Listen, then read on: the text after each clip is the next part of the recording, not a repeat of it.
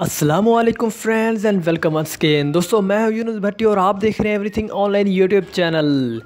तो फ्रेंड्स आज की इस वीडियो में हम बात करने वाले हैं जोंग के फ्री 4G इंटरनेट के बारे में। जी हां दोस्तों, जोंग का जो फ्री नेट है वो ओपन हो चुका है, जिसकी मदद से आप क्या कर सकते हैं, फ्री में 4G नेट की मदद से आप इंजॉय कर सकते हैं। किसी भी वेबसाइट को जो है आप ओपन कर सकते हैं। तो चलिए दोस्तों स्टार्ट कर लेते हैं हमारी आज की वीडियो।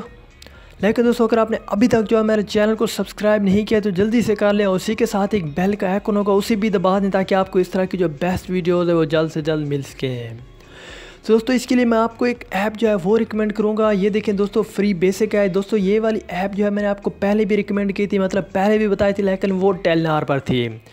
दोस्तों टेलनॉर वालों के साथ साथ जोंग वालों ने भी फ्री बेसिक पर जो है जितनी भी वेबसाइट है फ्री बेसिक पर वो बिल्कुल फ्री कर दिए। आप फ्री बेसिक की मदद से कोई भी वेबसाइट जो है ओपन कर सकते हैं, इसके अंदर जो दी हुई है। ये देखें बहुत सारी वेबसाइट है, इसका जो मतलब स्ट्रक्चर जो है आपको बहुत ही आसानी समझ आ जाएगा, क्योंकि मुकम्मल तौर पर जो है ये उर्दू में है।